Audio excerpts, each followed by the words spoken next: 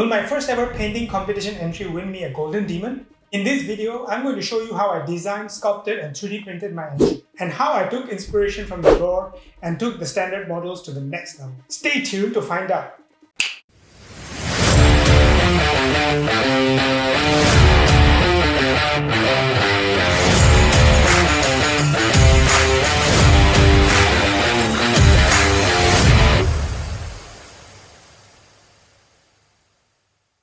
I have a confession to make.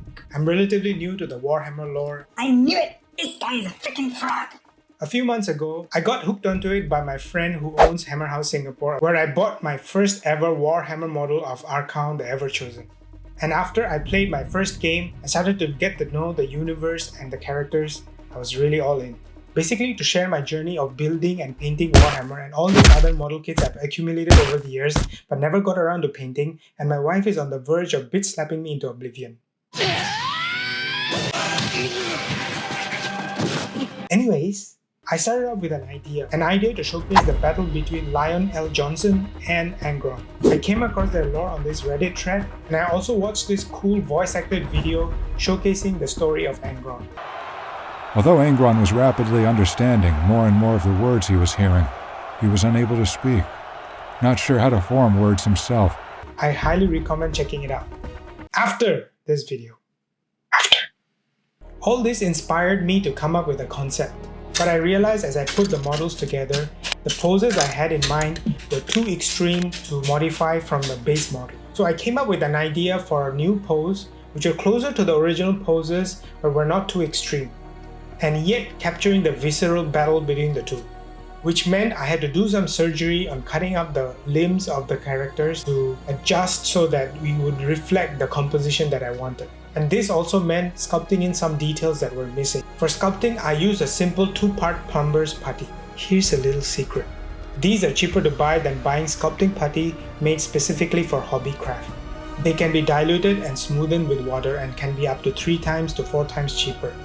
Speaking of cheap stuff, I get most of my paints, brushes and tools from the local art supply store.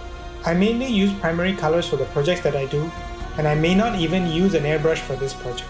Just remember, more than any tool that you can buy, what will actually make you a better artist is the learning, implementation and practice of the fundamentals. Anyway, let's not get sidetracked. I then scanned in the assembled model using a 3D scanning app on my phone and brought it over to a software called ZBrush. Then I tried to figure out the placement of the models on this architecture. Once I was sure about the placement, I started to rearrange the elements to create a unique composition. I wanted the impact of the parry to be reflected in the environment. Once I was happy with the composition, I started to sculpt in the details according to what I had in mind. I started to separate the parts for 3D printing.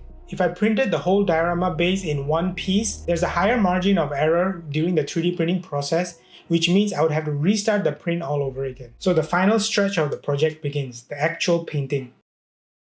As with every project, I start out with a bunch of reference images.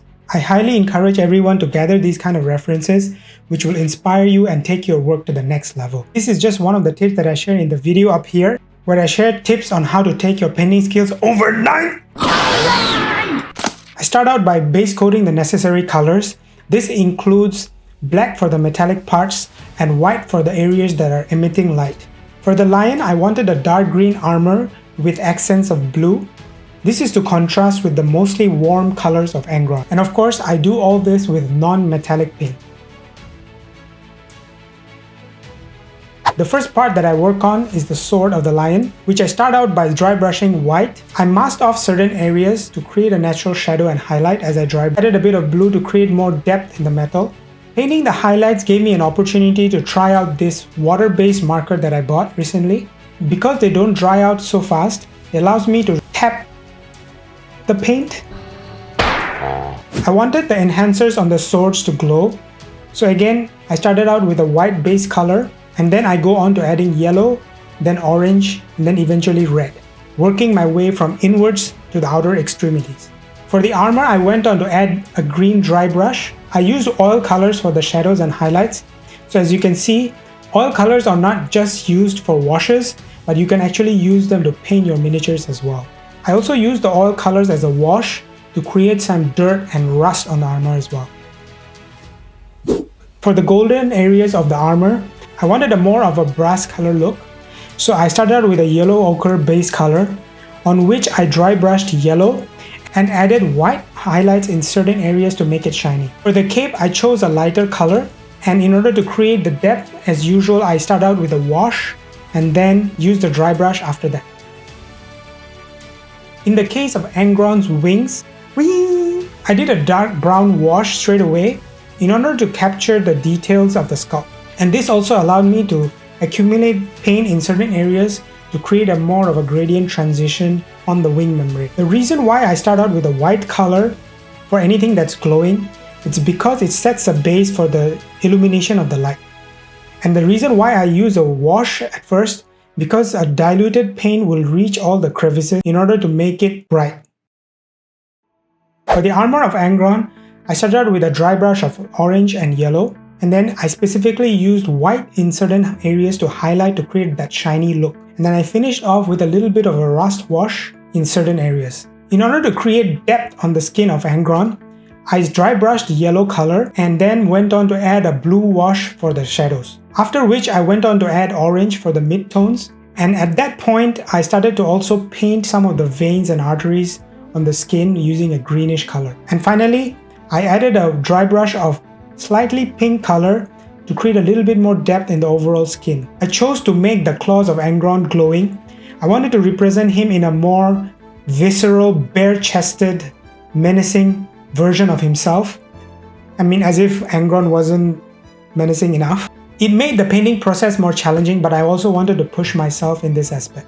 You'll also see me using pencil colors in certain areas. So it's not that I only use one type of paint, and I don't advocate for a certain tool or brand, because this channel is all about getting the job done by whatever means necessary. There are many ways to pluck a chicken. Check out this video where I make every version of the Zinch Lord of Change. The design of this base was inspired by the Space Marine 2 game, all the beautiful Gothic architecture which inspired the design, and it is also in line with the novel this battle scene is inspired from. So adding the base colors was just the first step, and I went on to add all the different washes to bring out the details of the sculpt. As you can see, to make the details pop, I dry brushed with a light white color. The smoke was more of a challenge to sculpt than paint, and of course I used a proper reference when it comes to the sculpting and painting. Started out with a dark grey base color and then added the glowing flames. But if you notice in the reference, the light emitted by the flames actually cast onto the smoke itself. So there has to be a transition of the glowing effect. And of course this flame casted a lot of light around the surrounding areas. I used a dry brushing technique to cast some of the light onto the environment. But I will have to admit, I had to use an airbrush to do some of this work because I couldn't access it by brush. But this does not mean that you have to use an airbrush to achieve similar results. So here we are at the end.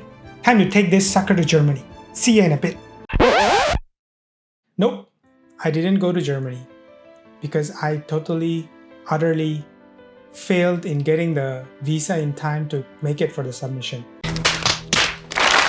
It's a little tough to know that you worked so hard over the past few months only to fumble at the finish line. But that's life, I guess. You live and learn.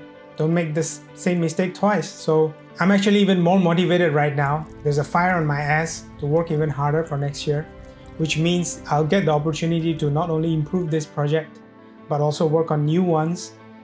Make sure you're subscribed, like and share this video so more people can see it. What are you waiting for, huh? What are you waiting for? Slap the shit out of the subscribe button. So here's to Golden Demon. I'm coming for you, baby.